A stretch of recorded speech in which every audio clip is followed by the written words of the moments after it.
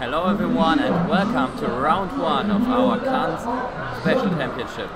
We are here with Stephane Ivanoff and actually I don't know the opponent, unfortunately guys. It's Malcom Laurent. Malcom Laurent. It sounds like he's a UK based player. No, French. Oh, he's French, yeah. Okay, we believe he's French. We will find out in a bit. It seems to be a local player. I haven't seen him around a lot. I'm sorry for that. But I'm sure he will bring us an interesting round anyways. Yeah, I'm very excited what the two players are going to play. We will get some deck lists shortly and yeah. I think the spotlight here will be on Stephane, definitely. Obviously. I mean, he's just coming out of an internats final, so everyone will expect him to win. Also, it's interesting to see if he adapted in the 1 week he had, or was he maybe... I would expect him to just be tired from Australia and think like, oh, I did so well, I can do it again, certainly. So just bring the same deck as he did. Playing in such a large tournament and doing so well certainly requires a giant amount of testing and playing the game over and over again, and traveling also makes you tired. So I can imagine he just came home very tired and just decided to leave the deck as it is. I mean, as a background, Stephane was staying with a lot of very good players in Australia, and they prepared for like a week at least, and he also came there prepared already. So he surely knows his deck well, knows what he's doing. Maybe he tweaked some cards about his deck, but I honestly would not expect him to play something different. And we should also keep in mind that it's the first European tournament, first bigger European tournament since tag teams are legal. So most of the players here haven't played in such a big field with the new cards. So there's not really a need to adjust because the format still is new for most of the players here. Yes, and it's new for us as well. We haven't casted an event with tag teams yet. So we are just. I hope you are just as excited as us for these new cards, to see them in action. And let's just wait until the announcements are over and when we can tune into our game and look at it. Yeah, actually we can, those players are starting to set up, so we will switch to our setup screen shortly, I hope. And there we can see the players. We have Stephane Ivanoff and Malcom Laurent. Oh, okay, French player. French player. And Stephane is French as well, he's not German. We don't have a deck list yet, we will have it later, so we'll have some more information on the matchup. For now, we see both players shuffling and setting up. Oh, we just got confirmation that we have 249 masters, so that means double Swiss, 9 rounds today, 5 more rounds tomorrow, and then top 8. Yes. So, as expected. A very long tournament, but this is the first round, so no way there's any fatigue for any of these players. They should be at the top of the game. We see those players setting up, so maybe we can switch to their prize cams. We actually see that an interesting turn. Stephane is bringing a different deck than he used to. Yeah. I saw Psychic Energy, so it seems like he's playing a Malamar build. On the other hand, Malcom is playing a Zoroark deck. I see some Zoroarks in his hand. So it seems like the tables have turned and Stephane is facing his own deck while playing something else. Well, that should be a giant advantage for Stephane. He knows exactly how to play, how to attack this deck, how it works, what its weaknesses are. Going into this tournament, one thing that went through Stephane's mind will surely be that he will have to face his own deck, that he will have to know how to beat it. Yeah, we start the timer. So we just have finished the announcements. I hope you guys were able to hear us at all. We're very sorry for the loud announcements, but yeah, they're ready to set up. And oh, let's have a look at Stephane's prize cards. They do certainly not look very good. Yes, he has both his Giratinas prized. We don't know if he plays more. Some people opt to play like 3, mostly to use this ability multiple times without having to discard, the same Giratina over and over again. And yeah, so let's hope for Stephane that he has one left. Yeah, and we see them starting to play. Alright. So that's an NK on Stephane's side, and on Malcom's side it's a... I cannot make it. Those rainbow rares are kind of hard to tell on stream. I actually think it's a Guzzlord GX. It's just hard to imagine that someone would actually bring a Guzzlord. Seems like we hit a very interesting match here. Why, maybe to our not so experienced players, why is it interesting that he has a Guzzlord? Well, Guzzlord GX is a very powerful card, you could say, but it's not a very common card because it has a huge energy cost. It attacks for 5 or 6 energies, I believe. It has an attack to power it up, but it requires you to mill your own deck.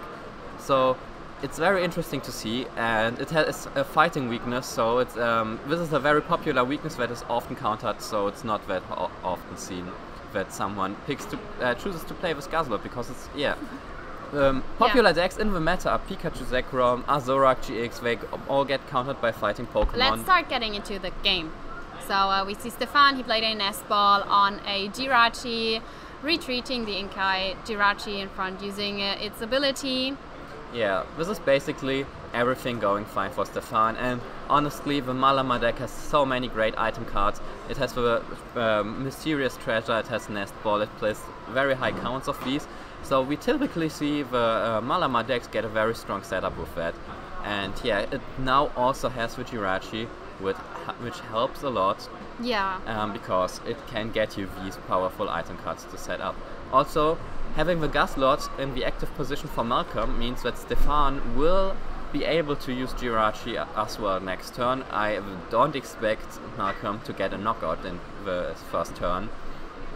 So yeah, Stephane, we see him with 3 Inkai already. He used multiple Mysterious Treasures, so I expect him to already have a powerful supporter in his hand. Probably a Cynthia or even a Lily. He has his Jirachi active. Oh, he has his Lily. He also did not require to use a Tapu Leder GX, so this is going perfectly for Stephane. And yeah, we can see why he made this choice to switch to this deck, because it's just so powerful, it can set up so well. Yeah, I mean, it's his first turn, he has 3 NK on the bench, Jirachi in the active position. It is asleep, but that's not really a big problem for him. And yeah, let's see how Malcom can react to it. Also, an interesting thing to point out is that we can see in Malcom's prizes a B-String. The Guzzlord GX is a Ultra Beast Pokemon, so you can use B-String to power it up. It has a very powerful attack for 5 energies, it does 180. Oh yeah, and we see here he uses Eat Sloppily, and oh, unfortunately only hits a single energy. The attack lets you discard the top 5 cards of your deck and attach every energy to the Guzzlord you find, but you only found 1 and he discarded important stuff like Zoroark and Guzzlord, which could hurt him later on. Yeah, it also tells that Malcom's hand is not really good. He might not have a lot to work with. His turn was certainly way shorter than I would have expected. He didn't do anything but attack with very Guzzlord. Unfortunate. He only has a single Zoroark. And on the other hand, Stephane it's his turn again. He had this great turn 1 with 3 Inkai. He already has a Malamar now. He can use the Jirachi. I would expect him to get going very soon. And honestly, this Guzzlord has 210 HP.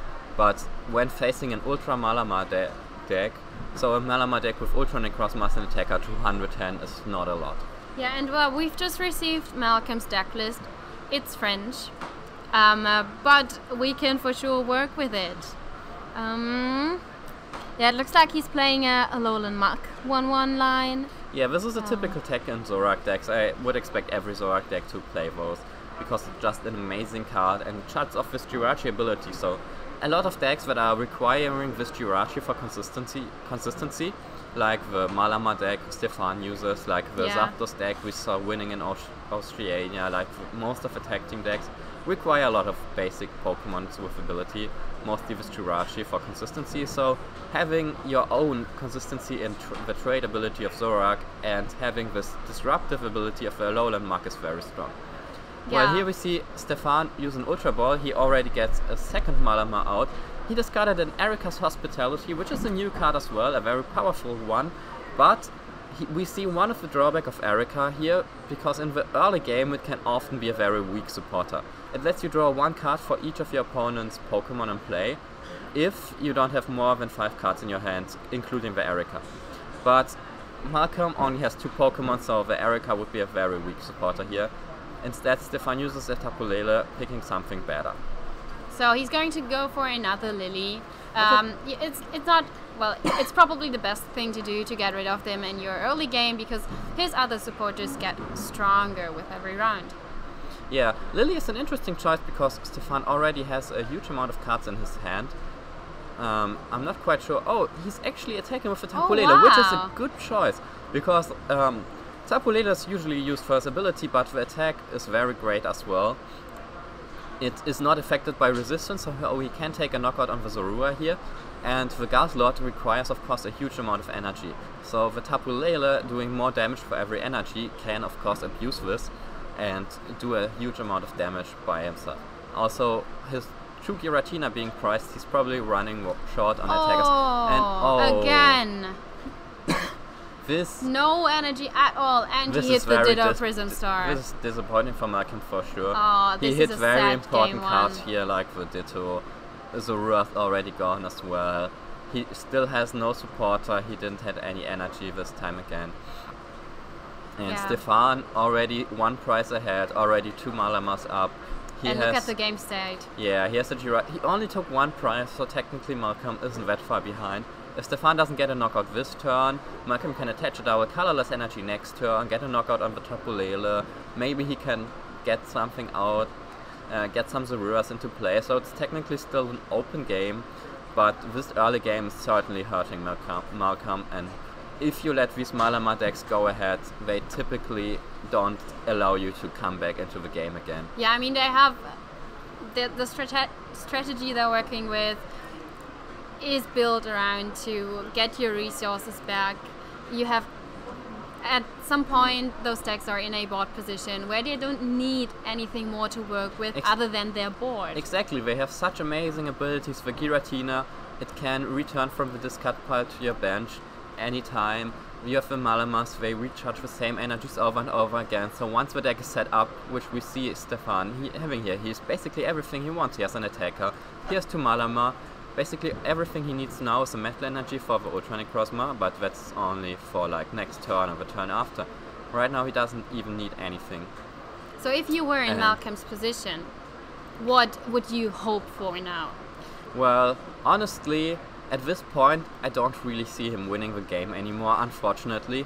It's just that he plays a GX-based deck, and Stephane's deck is best against those, because his deck is based on big one-shots. He has this Ultranic Crossma, and it will take one-shots every turn. Yeah, it's interesting because Stephane just switched to his Jirachi. He's yeah, not getting the exactly. aggressive way. Actually, yeah, the switch for Jirachi is like playing a Trainer's Mail, because he can of course retreat his Jirachi with thanks to the skateboard. So he's probably just trying to find some important combo pieces. And yeah, this Viridian Forest certainly is an important combo piece. It allows him to get the metal energy out of his deck. So if he manages to discard some psychic energies... And there it is, the metal energy. Oh, he hasn't placed the Viridian Forest yet? Oh, well, the metal energy was in his hand. Okay, so he still has the Viridian Forest. It allows you to, once per turn, each player might discard a card from his hand and search the deck for an energy. So this allows him to get psychic energies out of his deck and metal energies, and at the same time discard psychic energies. But yeah, Stephane might have gone for Ultranic Crossma if he had a very good hand, but he just went for an attack with Tapu Lele, and Malcom realizes that he probably won't be coming back from this game. Of course, he probably had a very weak hand. I mean, we saw him do nothing basically. I hope Malcom is not forgetting his prize cards. He's thinking of them. Yeah, it's if you're not used to having your prize cards on the prize cam, it's something very different. This was a good decision by Malcom, because there really wasn't anything to get out of this game. There aren't many information to get out of Stephane's deck. Those Malamar decks typically are very straightforward, streamlined. They're just focused on setting up and then being so powerful that your opponent just can't catch a moment to breathe. They will just get knocked out. He will get a knockout every turn, and he won't miss a beat, and he will keep going. So yeah, Malcom realized he was behind. He plays a GX deck, which is hard to make a comeback with anyways. Stephane wouldn't have any issues taking knockouts every turn, and he was already ahead. So he would have taken this game. Also, there are no information to get out of this. So Malcom just saved time. 40 minutes left. Yeah, sometimes it's just better. Yeah, exactly. 40 minutes left, so he still might finish 2 games, but it's already hard at this point. We've seen both players kind of taking their time. I mean, it's round 1. They want to make sure they are familiar with their deck. They check all their prize cards. They check which resources they have. They play it carefully. Concentrated. But like Malcom, for example, he still played his cards quite slowly, in my opinion, while he had hardly any options at all. So he might want to pick up the pace just to make sure that he can really use those 30 minutes to his best. Because at this rate, if this becomes a normal game, then it takes like 25 minutes. But I think we should also not underestimate the fact that Malcom is not very a well-known player, and if you go to a tournament and your round 1 opponent is someone like Stephane Ivanoff, who is very well-known, especially in France, then that could be kind of I'm sure he wants to double-check his plays and make sure that he does everything right. Also, once his deck gets going, this might be a pretty quick matchup, so taking it being carefully. Oh, it looks like Stephane had 3 mulligans already. Oh, that's interesting. Yeah, and you probably want to make sure that you play the turns you get correctly, because the Guzzlord attacks for a lot of damage, the Ultra Necrozma attacks for a lot of damage. Those 2 players will take big swings at each other, and probably end this turn in just a few game in just a few turns. And so if they get a good setup, this might actually be like a 10-minute game, even though none of the players is having any issues with consistency. And Stephane finally finds a basic Pokemon. He's opening with an Inkay. Malcom is drawing 4 extra cards from his mulligan. It's interesting to note that Malcom in his prizes has what looks like a Black Market Prism Star, a stadium card that supports Darkness Pokemon, and once the Darkness Pokemon gets knocked out, if Black Market is in play, the opponent takes 1 less prize card. So if he gets those active and Stephane can't, if he gets this active in the later stages of the game and Stephane struggles to replace it with another stadium, it might become a big factor and helping him in this prize trade.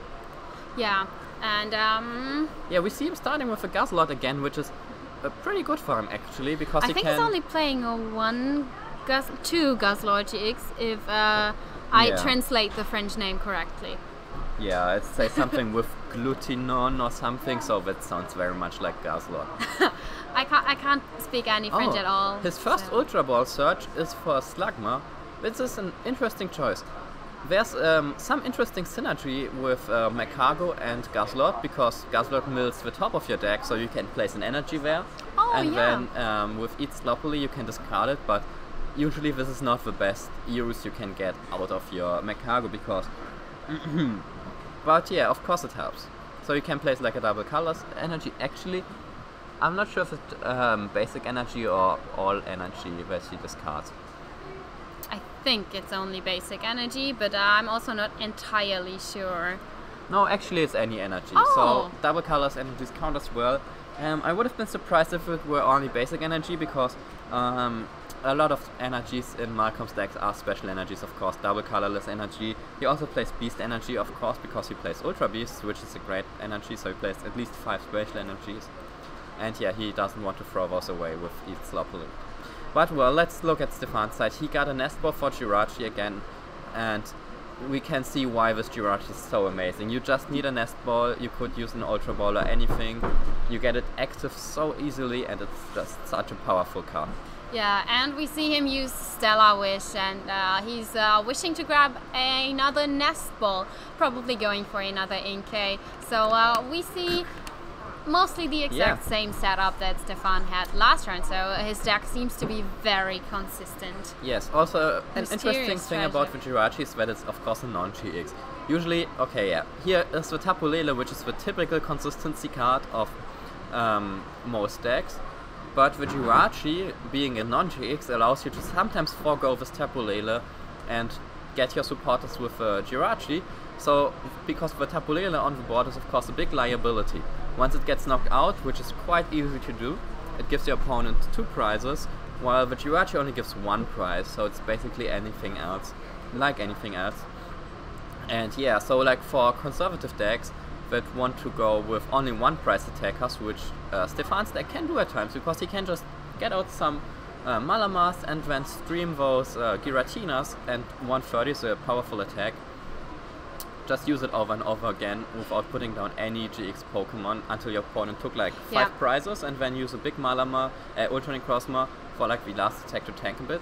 It's a legitimate strategy you can use, but yeah, we see Stephane going for Tapu Lele, going for Ultra Necrozma, and frankly, he's in a position where he can allow this, because he again got a perfect setup. He got the Lily he wanted on his first turn. Yeah, it's very, very good.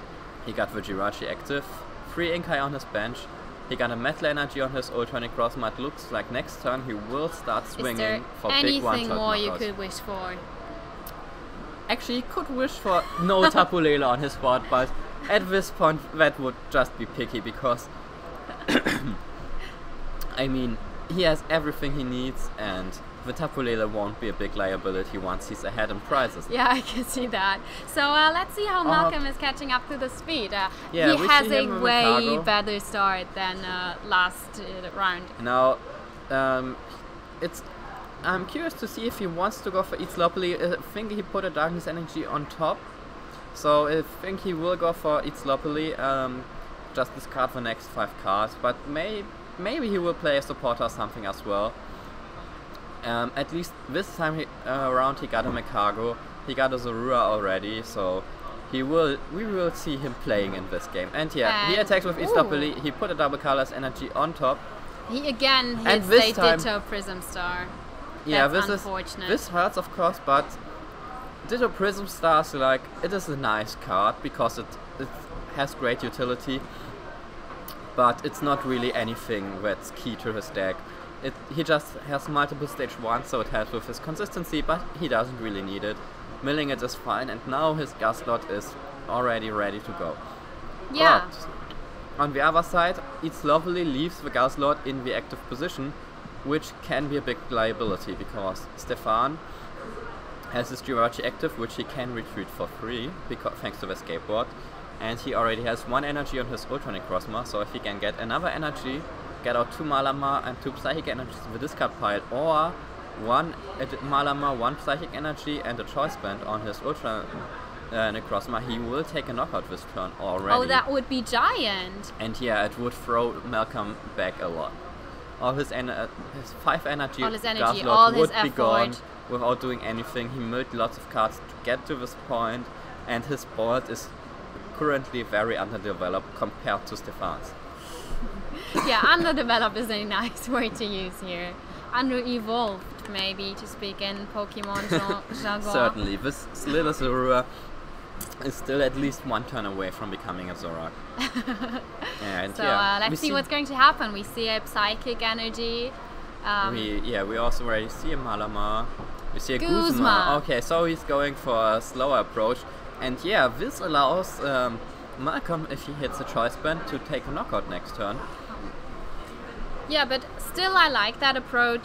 Stephane again playing very safe, not trying to get triggered by the aggressive way Malcom is approaching the game. Yeah. And yeah. But of course, this allows Malcom to maybe go ahead in this game. If he gets like a Zoroark, another Guzzlord, a Choice Band, an energy on the next Guzzlord, he can go 2 prizes ahead, then use his B-Strings to power up the next Guzzlord, take 2 prizes again, and then he's just so short of winning.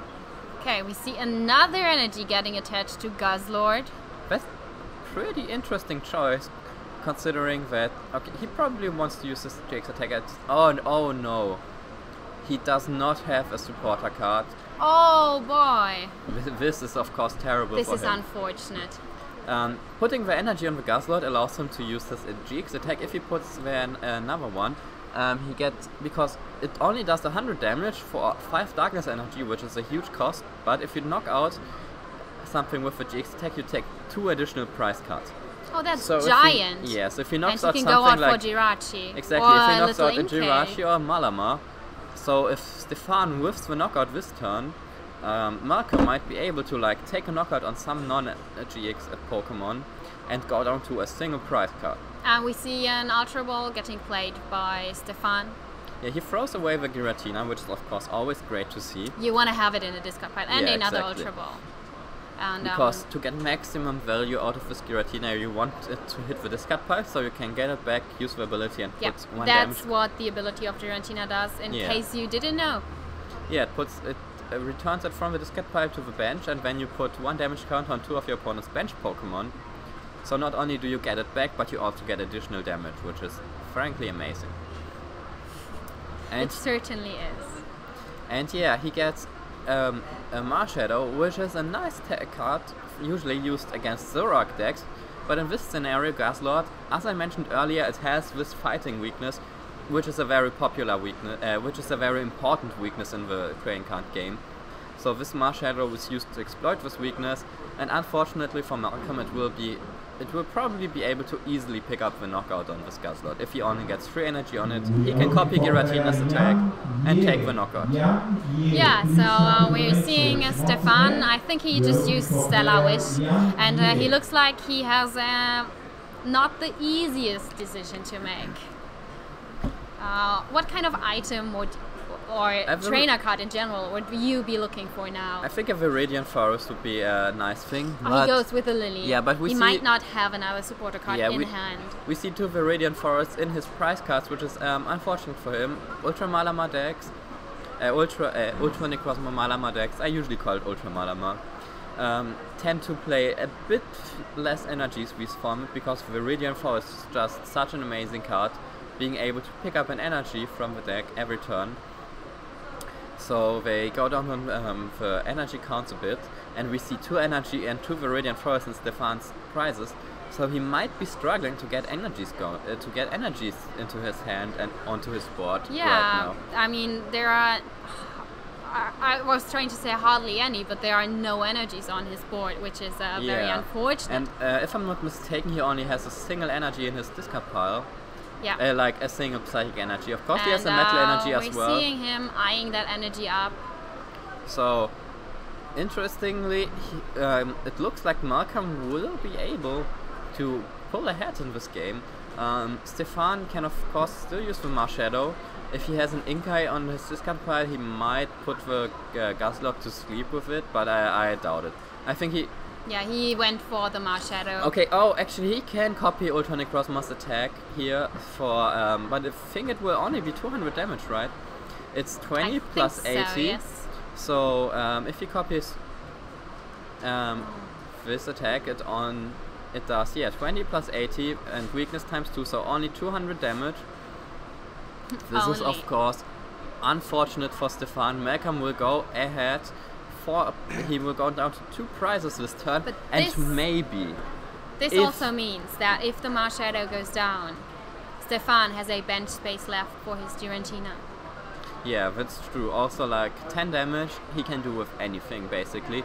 Actually Stephane might get a Guzma, and if he gets a Guzma, he can use Giratina's ability to knock out the Guzzlord, and then take a knockout with the Giratina as well, to even up the prize count.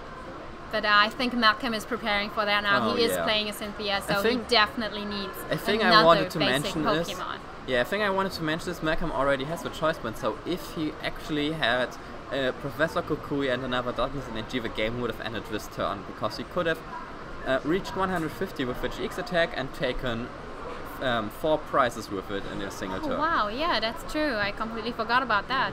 But yeah, unfortunately he will only be able to hit 140. We see thanks a to the Timer Ball. Devoured Field. And yeah, so okay, he's finally able to get up some Zoroark, which is of course great for him. It's the engine of his deck, so he certainly wants to see those. We see the first Zoroark. How do you feel about having your boy Zoroark in play finally? It's amazing to see him. Also, it's have you missed him? Yeah, certainly. It's a pretty good situation for him right now. If he can get a Guzzlord this turn as well, that would help, because then he could use B-Strings and power it up that way.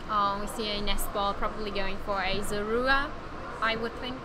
Yeah, that's certainly what I would. He took the second Zoroark GX from the Timer Ball. Alternatively, he could take a Guzzlord. And he's eyeing up a Slugma here. I mean, a Macargo and a Zoroark usually is better than 2 Zoroarks. Also, I'm not sure how many Zoruas he has left, because he has milled at least one. I think he milled his Ditto. So it might be that... No, actually they're not in his prizes, so he should certainly have some Zoruas left in his deck, I think. He must have. Macargo and Zoroark combined are just such an amazing duo. You can search your deck for any card and then put it on top, and then you try to draw right into it. So that gives you an amazing amount of control. And so yeah, I can certainly see the first trade in this round, in this tournament actually. Oh yeah, certainly. In this year on this channel. That's almost an occasion to celebrate, guys. And yeah, if Stephane has everything this turn, it might be he might pull up the Slugma, use Giratina ability to come back from the discard pile, knock out the Guzzlord, put 10 damage on counters on the Zoroark, and then maybe take a knockout on the Slugma. Alternatively, he might want to attack the Zoroark just to get. So we see what's going to happen here. He was like he had the Ultra Ball in hand, but took it back. Still trying to figure out his play for the round. Yeah, typically you would use Ultra Ball first to thin out your deck to get the right cards. But of course this leaves you less versatile because you use most of your cards already earlier. So he just wants to see what he can get with the Jirachi and then map out his turn accordingly. Yeah. It would of course be optimal. He doesn't seem to have a Guzma already in hand, otherwise he probably would have sent up an Inkay or something and Guzma the Slugma and then send out the Jirachi so that he can then retreat it, because if he Guzmas now he would have to send out his attacker already, but of course he doesn't have an attacker on board already and he wants to put the Giratina in play afterwards. Yeah, and we see the Ultra Ball getting played, thinning out his deck, probably going for a Malamar. So he has his 3 Malamars ready. He discarded a Malamar with the Ultra Ball, I think. Oh, so that's interesting. I think it's a Malamar if I'm just not... No, actually... I'm actually not sure if it was a Malamar. Of course, it's possible that he just wanted to thin out his deck. He has 3 Malamar on board, he doesn't need a 4th one, so it makes, of course, a lot of sense. Yeah, it does. And unfortunately for Stephane, he does not have a Guzma. This play would have been amazing for him, because knocking out the Slugma and the Guzzlord would put him at 2 prizes, which is very convenient for him. Also, leaving no GX Pokemon other than the Tapu Lele on board, which would be hard to knock out for Malcom in a single turn. So it would have put him at 2 prizes, and being able to then take out a knockout with like Ultra Necrozma on some GX. Yeah. But now he will go down to 3 prizes, which is still good. Yeah, but it allows Malcom to use Zoroark to take a knockout on Giratina, for example, or on the Tapu... Oh, actually he's attacking with Tapu Lele here. So that's an interesting play as well, because this Tapu Lele of course is easy to 2-shot for a Zoroark. But we've seen some Ultra Necrozma decks play Acerola in the past. Oh. And it's a very huge tech in this meta. It can be very helpful in the Zapdos matchup and in the Mirror match. And yeah, in this situation, if Stephane plays an Acerola and has it next turn... Yeah, we see his deck list. He has a yeah, he certainly has Acerola at his disposal. So if he has it in his hand, this might come in huge and allow him to make a comeback here. Yeah, it definitely would. Malcom on the other side, he has his Macargo, he has his Zoroark, so he can basically trade for anything here. He puts a Wondrous Labyrinth, Black Market into play, I'm sorry about that. I talked about this card earlier, he got it out of his prizes, so if this sticks in play, it would be huge for Malcom, because then Stephane would have to, if it could stick in play for a few turns, then Stephane would have to take 3 more knockouts on GX Pokemon to take his remaining prizes. But of course Stephane has taken a Viridian Forest out of his prizes by knocking out this Guzzlord, so he will be able to replace this Black Market next turn. And this of course is one of the big weaknesses of these passive stadiums, which don't have an active effect but only work once they stay in play. Once your opponent does a specific thing, they have an effect that helps you. They oftentimes end up replaced before they do anything. Yeah, and yeah, Malcom is just mapping out his turn. Here's a Zoroark, here's a Macargo. So he can do lots of things. He certainly wants a double colorless energy here. Optimally for him, he would... Of course, I mean, he needs to attack. He needs to start putting some more pressure on Stephane. He almost has the game. Yeah, optimal for him, if he can get a full bench, a choice band, a double colorless energy, and a Professor Kukui. It is a lot asked, but don't underestimate the combination of Zoroark GX and Macargo. He might get a knockout this turn already, because Kukui and Zoroark does 120 with a full bench, with choice band 150, and with Kukui 170. So he could end this game on this turn, but I honestly don't expect it. Yeah, he does not look very happy with his hand. Yeah, getting some Zoroarks would of course be great. Some more Zoroarks so he can get more Zoroarks next turn. Oh, we see a timer ball.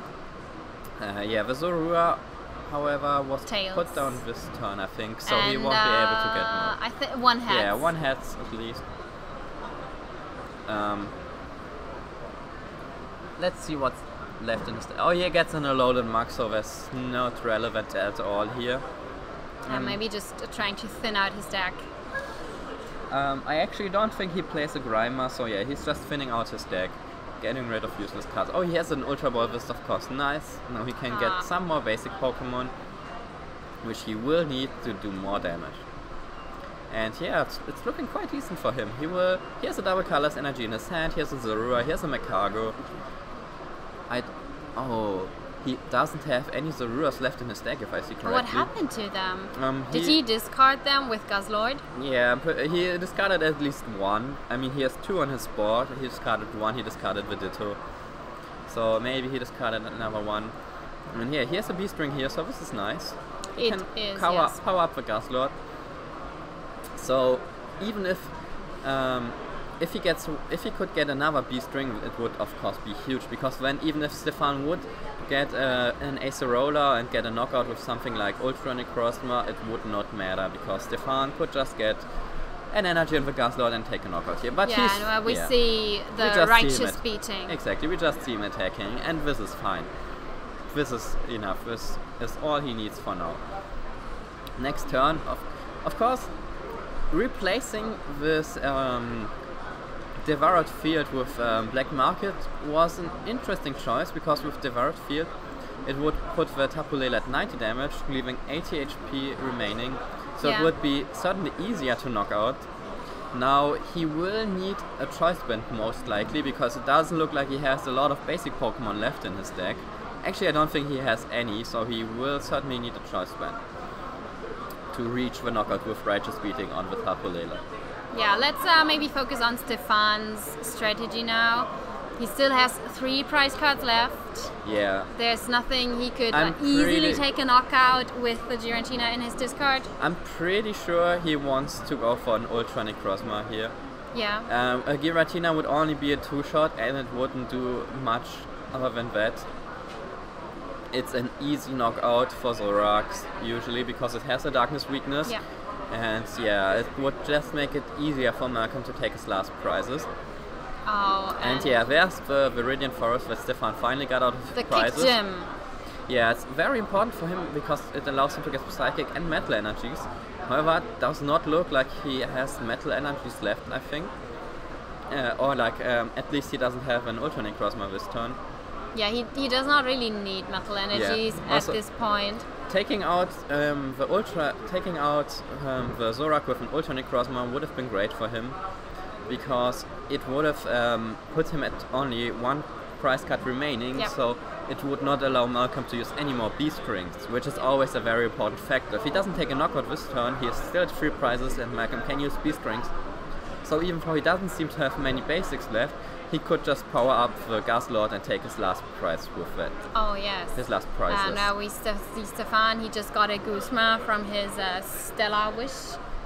Yes, so it's interesting to see how he will use it. He will probably take out the Macargo here with the Giratina, I think. Yes, yeah. I suppose this is the best he can do. Disrupting Malcom, taking more Pokemon out of the game. We see him struggling whether to put the Giratina down. He decides to... Yeah, he uses the ability, he puts it down. Puts 10 damage on the Zoroark and Guzzlord. This confirms that he will be taking out the Macargo. Yeah. Yeah, he has an energy, he will use Malamar's ability to recharge energies to the Giratina, and he will take a knockout on the Magcargo, which is great because the Guzma. This disrupts Malcom heavily because less Pokemon in play, he doesn't have the great ability of Magcargo anymore, and of course he goes down to 2 prizes, so no more Beast Rings for Malcom. Oh, speaking of Guzma, because some of you in the chat asked, yes, the promo for this tournament is the alternate art Guzma. Now, here's an interesting choice of Malcom. He chooses to promote a Zoroark. If you ask me, I would probably have promoted the Zoroark, trying to stall out some time, like stall out the turn with a non-GX attacker, so it's harder for Stephane to take his last prizes, because Malcom will not be able to go down to take his remaining prizes this turn. So actually I think it's probably best for him to not attack this turn, because Stephane can't put down an Ultra Necrozma in that scenario, in that case, so he has more time to promote the Zoroark, to get the knockout on the Lele. But in that case anyways, I would have promoted the Zoroark just to make sure that you have the DC on the bench, so you can Guzma and send up the Zoroark. Yeah, I mean, Malcom wants to play Guzma anyways. He uses a Nest Ball, and after all, he had his one last Zoroark in his deck, so he has more basics. There he is. Which is good for him. And I think he also has a double colors energy in his hand, so it looks pretty good for him. If only he doesn't attack this turn, Stephane can't put down an Ultra Necrozma unless he hits a very specific combination with...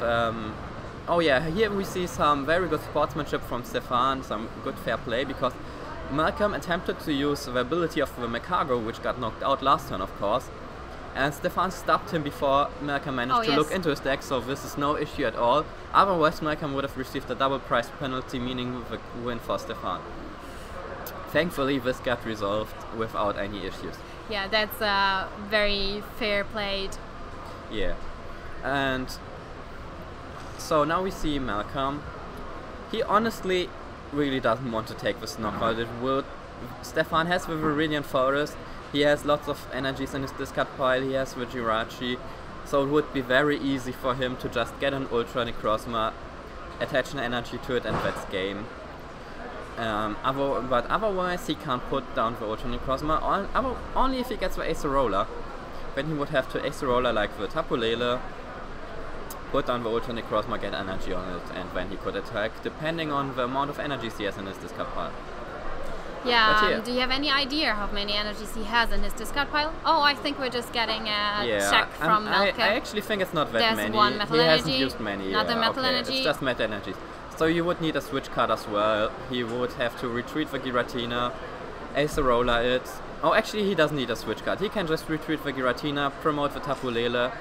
No, never mind, that's wrong as well, because he needs to Acerola something to put on the Ultra Necrozma. He can't use the Acerola for the switching effect, so yeah, he needs to retreat the Giratina and have a switching card. So if Malcom doesn't attack this turn, he's in a pretty good position. He has a Guzma in his hand, I see, he has the double colorless energy, I think as well. Oh, so yeah. Energy recycler. If he has he still needs a choice band, because as I mentioned, he did replace his own Devour Field with another stadium. Yeah, we see Malcom getting back some energies in his deck, some resources. This is actually an interesting choice, because I wonder what he plans to use these energies on. Like, this game's gonna end quite quickly, and he wants to get like cards like Choice Band or maybe Rescue Scratcher for more Pokemon, so he can deal more damage with Zoroark. And those energies just hinder his trades, because... But we can't really see the size of his deck. It could be very low.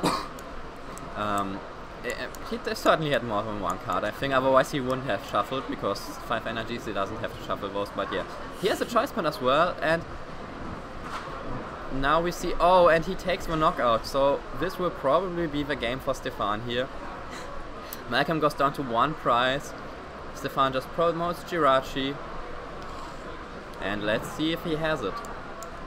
Also, Malcom had the choice band, he had an energy. Okay, yeah, he's just gonna use the Marshadow, use it to copy Giratina's attack, and this will be the game for Stephane Ivanoff. unfortunate Copying last turn. Yeah, he copies Giratina just, attack. exactly. Shadow Impact, and that's Oh, game. and Malcom had the Guzma, so if he had not attached the Choiceman and Energy and not attacked this turn, next turn he could have attached the basic energy to the Zoroark, Guzma Valele attached the Choiceman to the Zoroark with the double colorless energy and taken the game